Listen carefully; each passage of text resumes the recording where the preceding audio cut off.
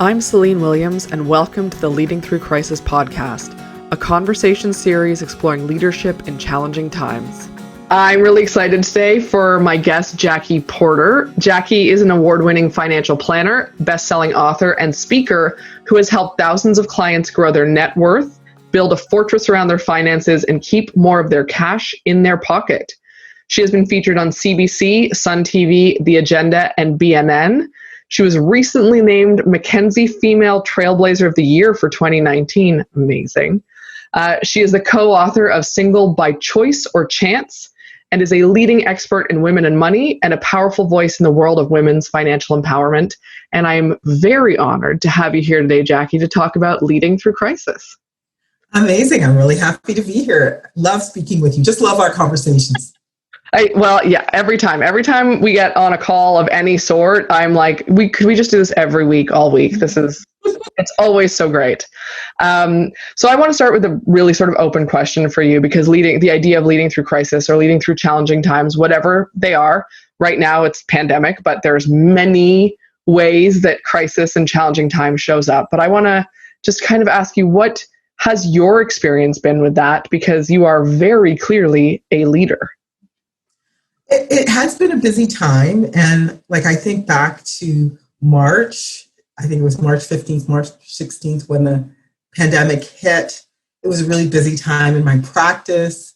I just remember thinking, now what, right? Now what? Because, we were in that time period looking to, first and foremost, communicate with our clients, because there was a very large correction in the markets. So we wanted to communicate that, and how do we do that concisely? And so that was a time where I was in lots of communication, both with my team, with my clients, sending out, I drafted a letter that went out actually a week before the pandemic hit, because I'd been hearing through connections I had through the government that there was going to be a lockdown. And I started to tell clients that too. So I was just thinking through, how do I get prepared? How do I get my team prepared? How do I get my clients prepared for this reality? Because it was still not being widely discussed. And so it started with the letter saying, here's what's happening in the markets. There's been this correction. And I tried to be as authentic as I could with clients to sort of say, here's the deal. The market is facing this type of a correction. At the same time, I didn't want to scare them or make them more anxious. So it's kind of thinking through, how do I strike a balance between not scaring people to death, but making them, apprised, keeping them apprised of what's happening. And that really for me was a time I leaned on my network very, very closely. So I know there's not that many, but I know a number of women that I have in my circle who are also advisors, and we lean on each other. We bounce ideas off of each other. And during that time period, I was in communication with these women. It was like 3 other women that we all are in a nice tight circle, and we mentor each other, we talk to each other. And so we were just kind of thinking through these best practices. And I'm so grateful to have those people I could talk to, be vulnerable with, talk about my fears for clients, for my business, and us come up with an action plan for all of you, for each of us to move forward. So one was the letter, got the letter out. Then it was, how do I pivot my business to bringing really my office home for the long term, potentially, because we just didn't know. We still don't know when this is going to be behind us.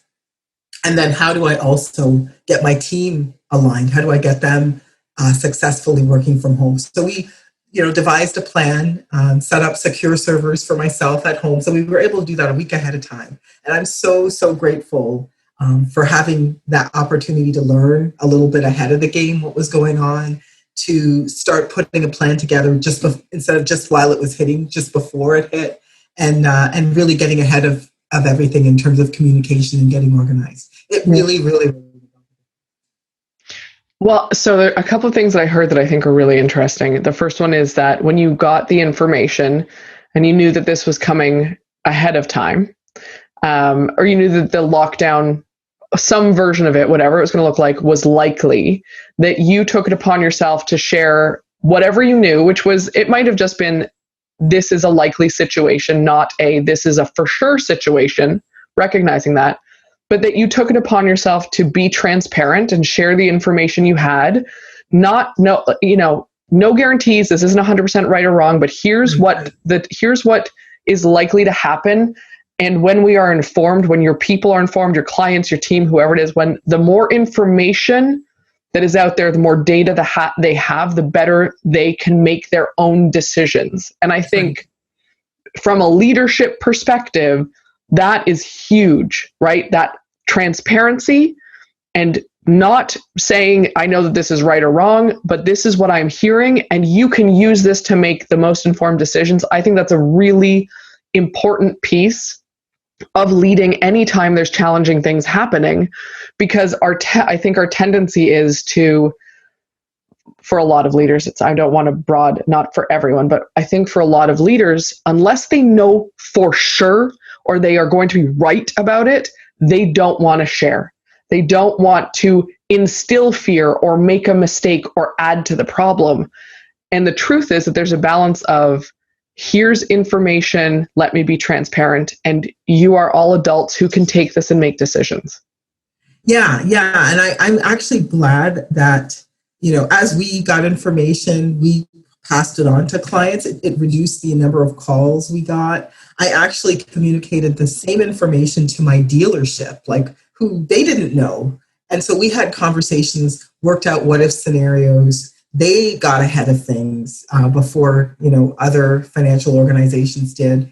And we were all better for knowing, right? At least if we knew this worst case scenario was coming, we'd have a plan of action for how we would move forward. So we started to talk through, well, what if I'm not here? What if my team's not here? And it's funny, we had put stuff in place before the pandemic hit. They had just come on with electronic signature for everything. And I was just starting to adapt that. And truly, I adopted that in my practice just because I hate paper. I hate administrative tasks. Mm-hmm. And I hated driving. So if I could do things more efficiently, because life was getting busier and busier. So if I could do things more efficiently without having to be in front of a client, maybe I can contact them by phone or by video chat like we're doing now. Like, I saw the value of that. I was seeing the value of that over the last 12 months in my practice and how much time it saved me. So we were fully adopting that. So from that perspective, we were in a much better place during the pandemic than some other types of companies that might have not embraced the technology for things like electronic signatures. I'm really, really grateful we had implemented that well ahead of that time. It's amazing what that little bit of information allows you to do from a planning and sort of risk mitigation standpoint, right? And if the pandemic hadn't happened, or if the lockdown hadn't happened, then you have a great new service that you can offer people that saves them time as well. Like, there's so many bonuses either way. I love that. Another thing you said that I wanted to not lose sight of, there's two more things. Another thing you said was that you have a network of women around you that you relied on. And I think that that's another really important thing to mention. And I don't want to lose the importance of, there's no one person out there. I don't care if you're the president of a 50,000 person organization. It does not make a difference who you are. There's no one person who can on their own as an island get through this without comfort or discussion or any challenging time. You need perspective.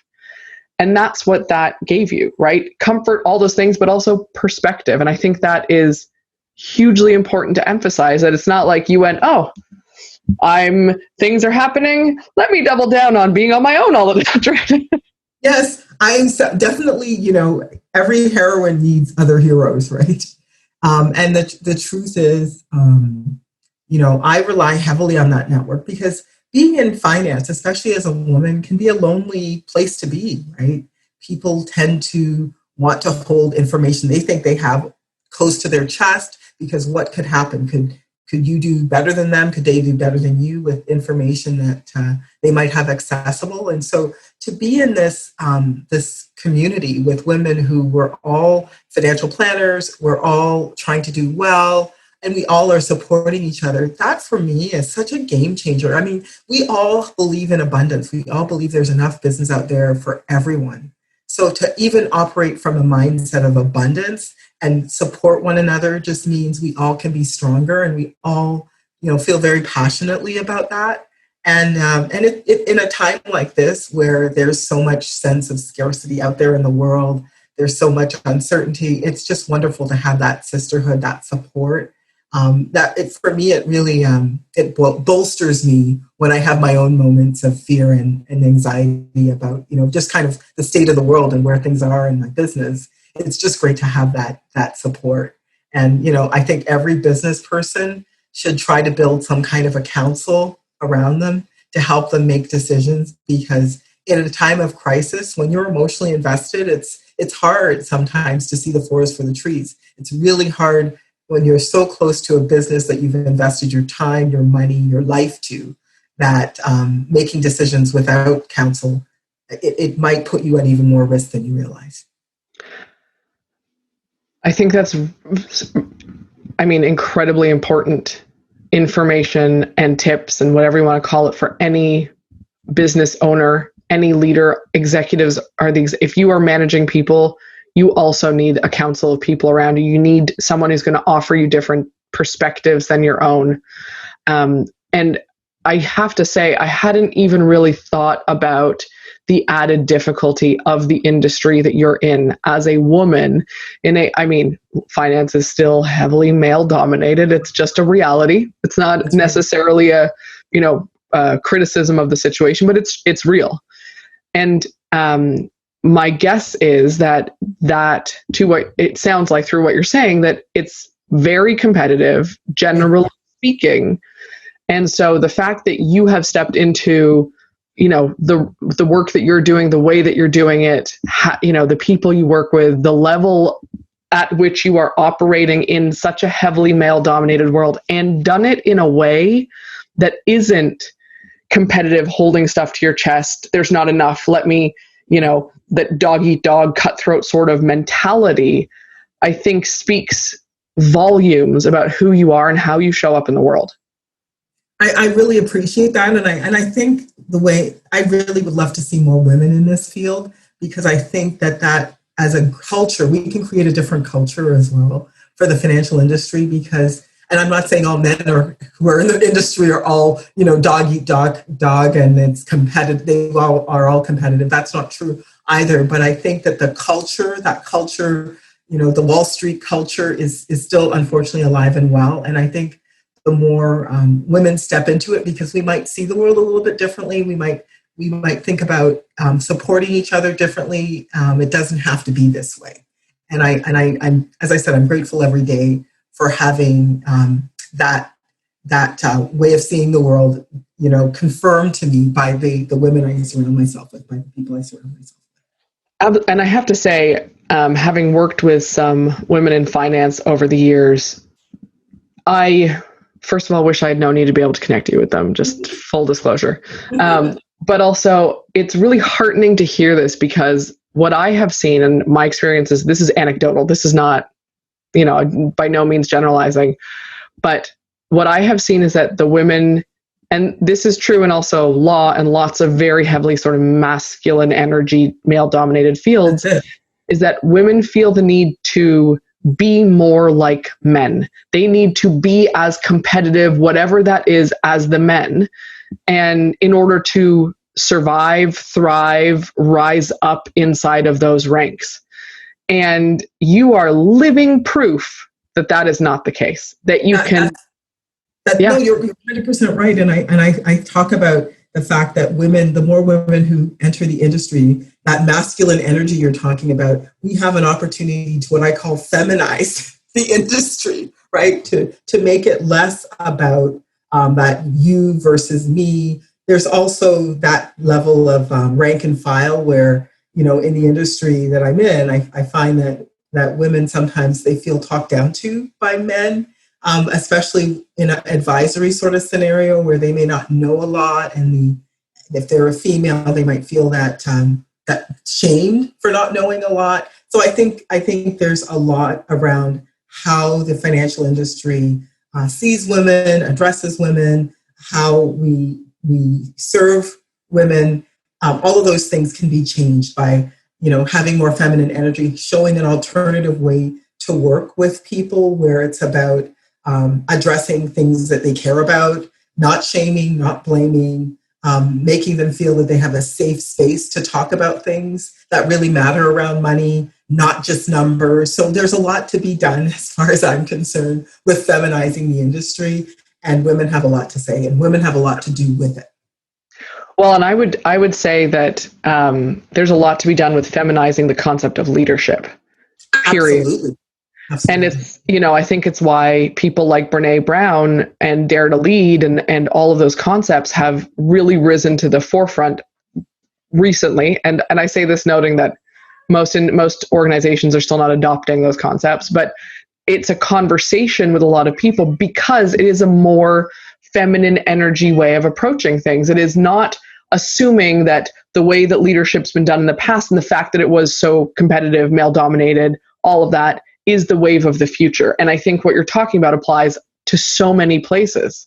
No, 100%. In fact, it's one of the reasons why I call myself a confidant, right? I talk about being a confidant around the fact that, there's two aspects to dealing with someone and dealing with their money. One is they have to have confidence that you're good at what you do. And as a woman or a man, you should be able to ask them how they make their money, what credentials they have, and what's their process. So you can get confidence that, you're in the right chair. A referral is always good.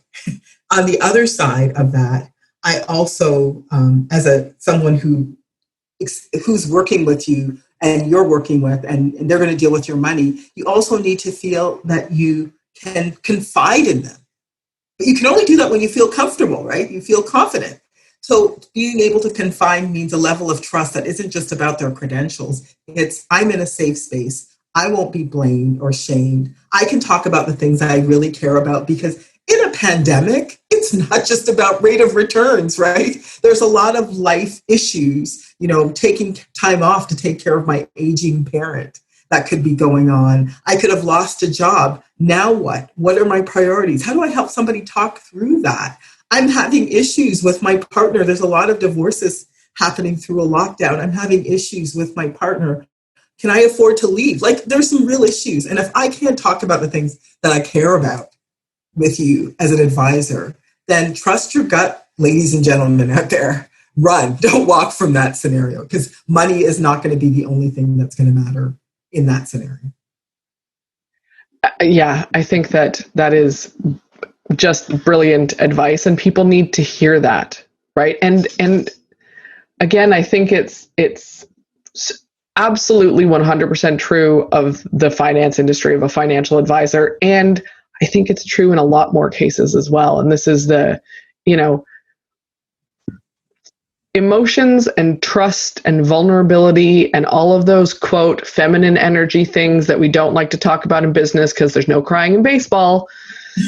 Those, yet, right? But those matter. And it does, if you can't be vulnerable with the people that you are, whether you are paying them, whether they are giving you advice, whether you are reporting into them, if you can't be yourself and be vulnerable and talk about the things that matter most, then that's probably not the person you want as that advisor, as your boss, as the whatever in the long run. No, that's so true. And again, going back to that friend of mine who's looking to leave his job, and he was telling me, like, his manager is terrible. And he's been talking about trying to get work, trying to get sales in the last quarter in his business, and talking to his manager and saying, he hasn't had a lot of success. And they had a conversation recently, and the conversation went well in his mind. And he said, this is what I'd love, is if we could have more conversations around, strategy to help look at ways to, in this last quarter, really get results happening. And his manager abruptly hung up, and then emailed him and said, I'm not really quite sure where you're going with this. Maybe you should talk to an EAP person. I just don't understand why this is what you're expecting from our conversations. And I thought, exactly. So some empathetic leadership could be dealt with there. I think she doesn't realize who really has the problem here. And Right. what being a leader and leading with empathy, especially with a single person living by themselves during a pandemic who might be having some mental health struggles, might need more encouragement, more motivation, you being more tuned in as a leader, because if you're trying to get results, it's all about getting results. The how is a little less important, especially if you're trying to, help people be their best while you become your best, right? Like it's a win-win, right? But the way that she approached that just made me think, and this is a woman too, right? It's that talking about that whole, you think you have to lead a certain way based on what you've already seen in the past. Yep. And that doesn't necessarily mean it's working. It's just how we've always done things. Well, we are absolutely. We're all socialized to see things a certain way and exposed to things in a certain way. And there are a lot of women and men who are not naturally inclined to lead or show up that way. And because they've been socialized to think that this is what success looks like and this is how it's supposed to be, they continue to, be that way, if you like. And I know my experience has been with any crisis, let alone the pandemic, but anytime there's been change, whether it's, two companies merging together, whatever the case may be, taking on new people, that the most successful leaders are the ones who are leading with empathy and with understanding and with transparency and with vulnerability and with openness to all of sort of the points that you've brought up. Those are the ones that are successful. Yeah, and I don't know. I think this is a really interesting time that we're living in, because we can kind of see what the results are of leaders, because there's so many examples around the world of, leaders, political leaders, where there is no empathy, there is no sense of trying to take responsibility or, thinking through, what I'm doing, how is that going to actually help my team? How is it not going to help my team? How do I show up authentically? How do I inspire? I mean, these are all the things I think as a leader you have to constantly be aware of, because at the end of the day, people aren't going to just stay for the money. They might stay in the short term looking for, an exit door stage left at their soonest opportunity. And then what was the point of all of that, right? What you want is to just confirm the people who are in the chairs really want to be there, and then help to motivate them and inspire them and challenge them to move forward. That's actually just a better reason to wake up in the morning and spend your time in an office or in your home office these days. It's a reason to spend time there versus the opposite, right? Which to me, just what's the point? 100%. I do want to, the last thing that you said at the top that I wanted to touch on was this idea of, getting everything set up, and then now you're working from home, your team is working from home, you're not in the same office anymore. And, from your perspective, as you have gone through that process and are now 6 months into it-ish. Yes. Feels like a year or two, but yeah, 6 months into it. The COVID years longer. Yeah, 6 months into this new way of working. What have you learned? What has worked for you inside of that? What has been challenging? Because you're now leading a remote team. And listen, I respect that you had a week to set up leading this remote team. And when companies go remote, they have like a 6-month plan to do it normally, even if it's a small team, because it's a big change. It is. I think for me, the challenge and the gift has been tuning in more, right? And not taking for granted what everybody's doing and how everybody's doing. So what they're doing and how they're doing. When you see people at the office, right, it's something to be said for seeing people, they look busy, what have you.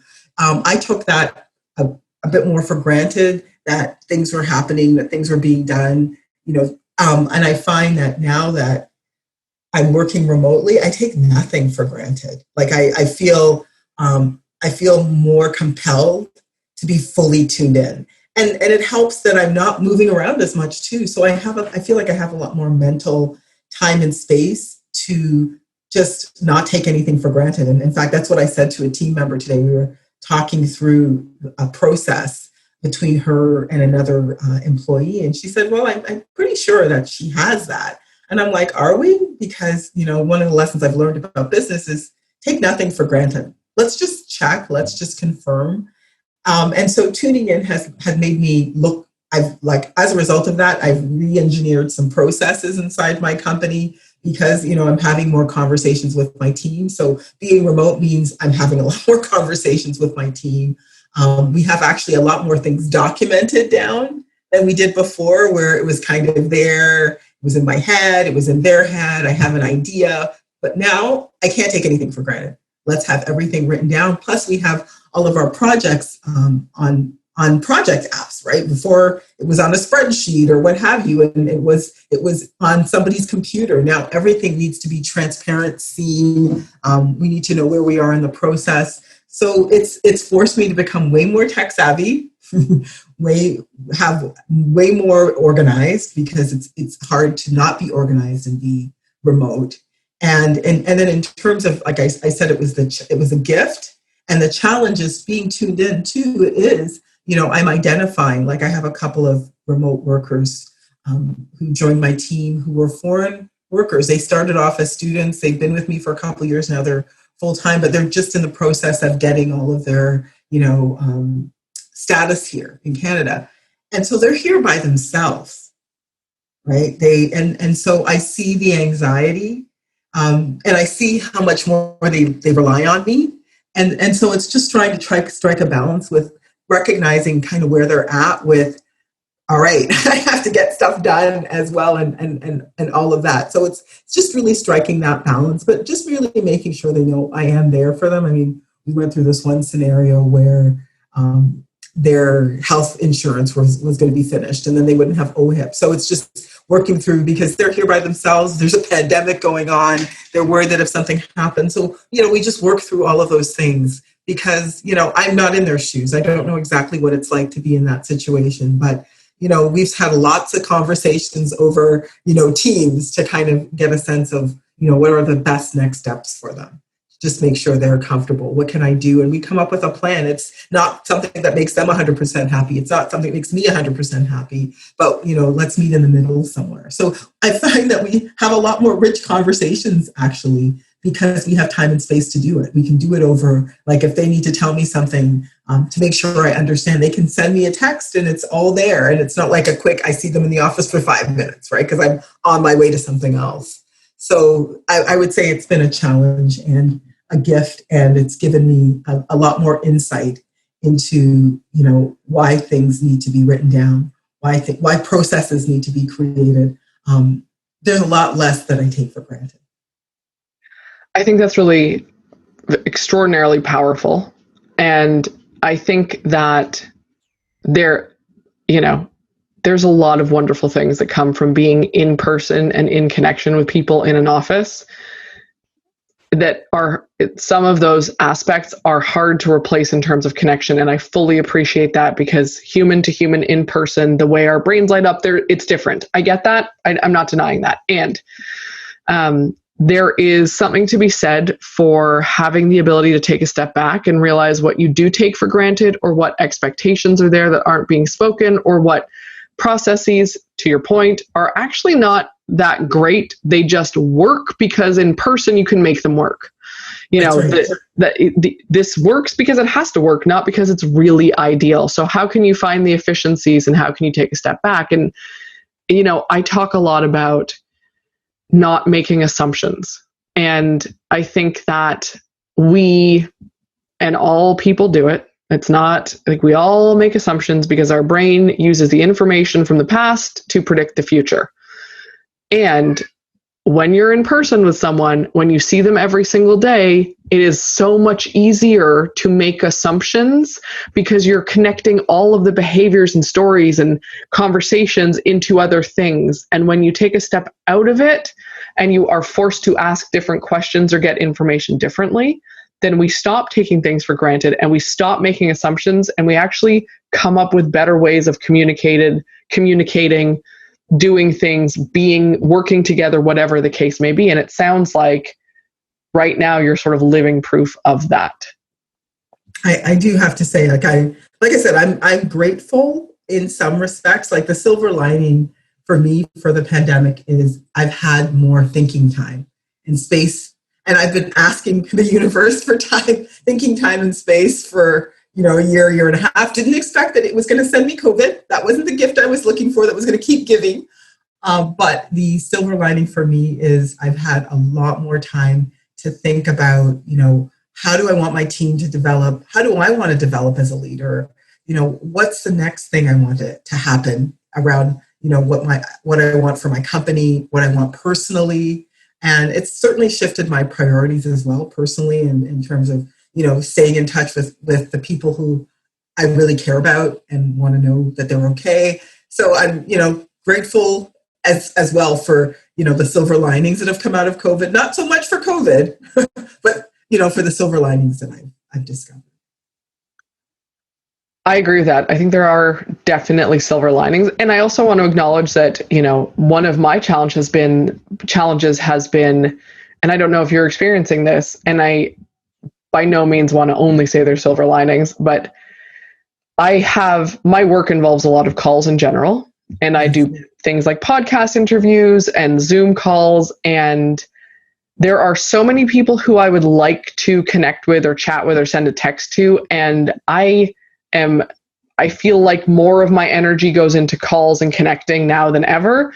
And there's a lot of people that I'm not able to spend that time on. That's so true. Yes, I agree. I absolutely. In fact, sometimes I forget who my friends are because I spend so much time online with my online friends.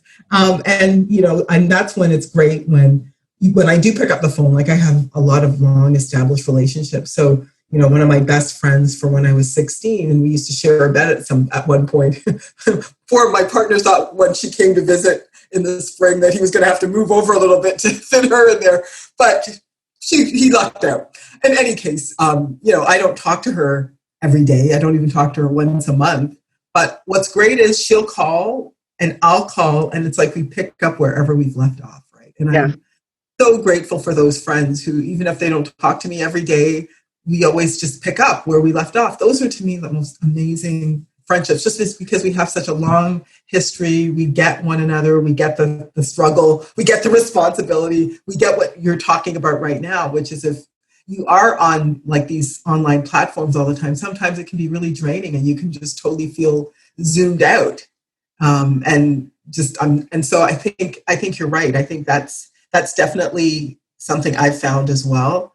And how I've sort of worked through that is, I have this sort of scenario I'm grateful for with friends where even if we don't speak all the time, when we do, it's meaningful and it's a great just catch up. And there's no shame or blame. Let's just keep shame or blame out of everybody's lives. Where have you been? Nobody needs that.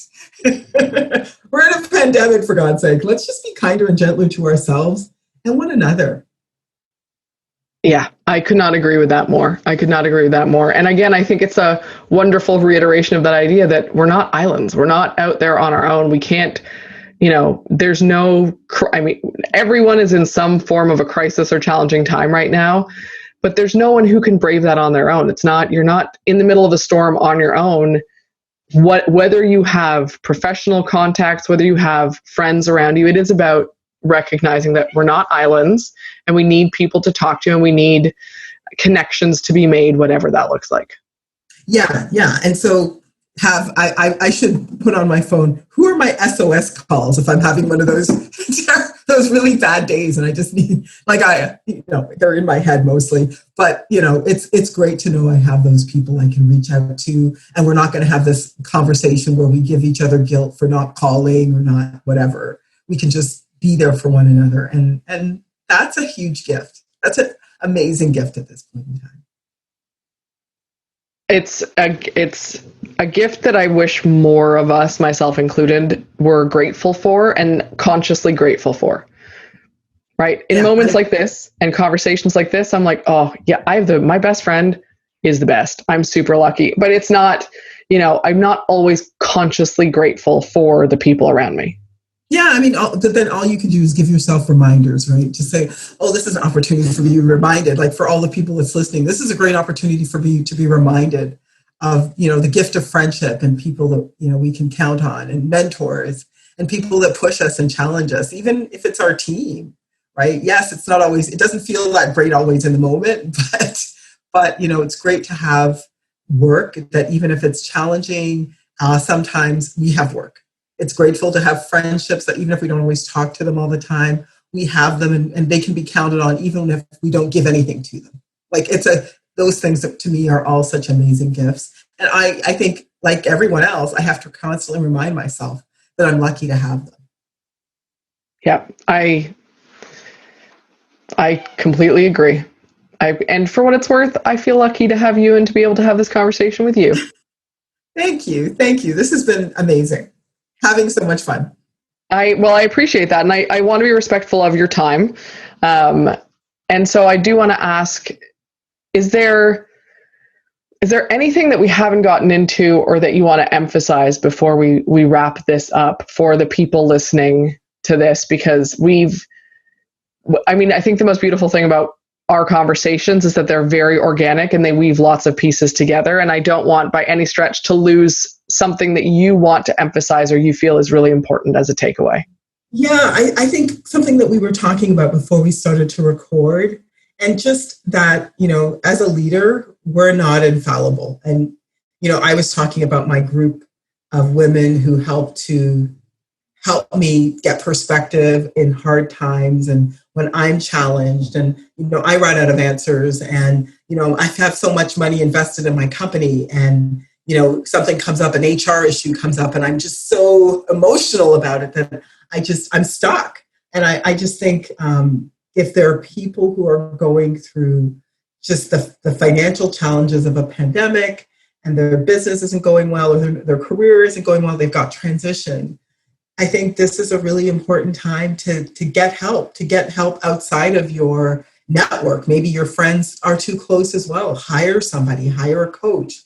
If you have a mentor, talk to your mentor, and maybe they can help you to think, well, how can I sort of reshift, pivot my business in a different direction, because my bank account's going down and I'm scared. And I'm not really sure what I can do next, because what I've always done in the past, as you were saying before, or quite aptly, what got me to this level has worked, but that doesn't mean it's going to work for where I need to go next. And I think that's something as a leader we have to talk about, because there are lots of people who are doing well in this market, but there's so many people who aren't. And hopefully they hear that just because it's not working, that doesn't mean all the things they did are wrong. They've made mistakes. Even if they spent all the money, they had a good year last year and they spent it and now they're regretting it. No sense beating yourself up. What's next? What do we do next? What's the next practical step that you need to take? I think one of the things I talk to business owners a lot about is setting up a complementary stream of income. We see big companies do this all the time. They want to buy a market. Like Apple wants to own everything, right? Amazon wants to own every aspect of this, but they want to own the supplier chain. They want to own the distribution chain. They want to own so like how in your business can you structure your business so not only are you getting the income, the revenue from the actual thing that you do, maybe there's another product or service that you could offer that would be complementary, but building these additional streams of income in your business that's not reliant on one thing is crucial. And maybe if you're not sure what that is, like I said, it's a good time to talk to your counsel to figure out what your next step is. And if you're, somebody who lost a job and you're not sure what to do next because you're older, looking for employment, and you're not seeing necessarily these calls coming in, maybe talk to a career coach. How can you use your gifts and talents for the next career move?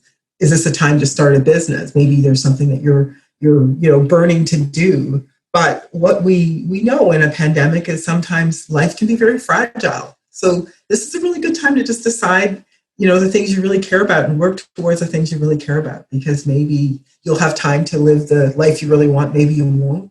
But wouldn't it be better if you could plan for the life you want? that'd be a good reason for me to get up in the morning. And I'm sure for a lot of people. Yeah, I think that's a really poignant and perfect way to end this, because you're right? It's living that purpose, finding that purpose, having a reason, and not getting stuck in the way that I've done things to date is the only way to do things, which is very natural for our brains, because our brains want to keep us safe. So our brain is like, well, this thing has worked. Let's just keep doing this thing. Well, this is it. And you know what? And our ego can sometimes be our worst enemy, right? So, yeah. Because it's going to confirm that. We're going to find things in the universe to confirm what we already know. And that's where, as I said, that's where somebody who comes in from the outside, because, at the end of the day, ego is one thing, money and livelihood and living the life you want is a complete other. What do you really want? You probably want your bank account to start being replenished. So let's take ego out of this and let's find purpose and let's find the next plan. Yep. Agreed. 100% agreed. I want to thank you for taking the time to chat with me today. I really appreciate it. All of the links to find Jackie online will be in the show notes per usual, but you can find her at www.askjackie.ca, and that's JACKIE. Awesome. And I, like always, love talking to you. So thank you for taking the time to chat with me today. It's super appreciated. It's been such a pleasure. Thank you again, Celine. Anytime. Thanks for joining me today on the Leading Through Crisis podcast. If you enjoyed this conversation, please take a minute to rate and review it in your podcast app.